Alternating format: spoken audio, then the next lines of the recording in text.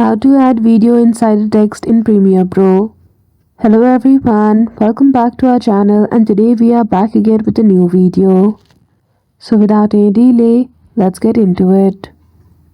For that, firstly open Premiere Pro application, go to Sequence at the top in your project and choose the option of New Sequence from Clip.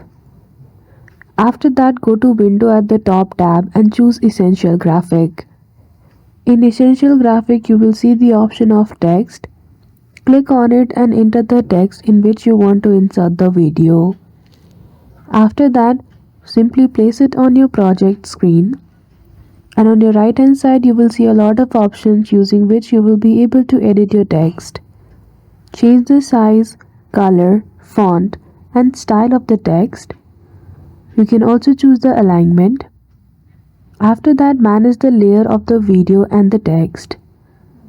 Choose the layer of video and choose the option of Track Matte key. Adjust the size of the video and the text. And then you're good to go. So that's it. I hope you found this video helpful.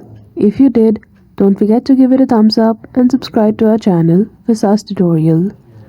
Thank you for watching till the end.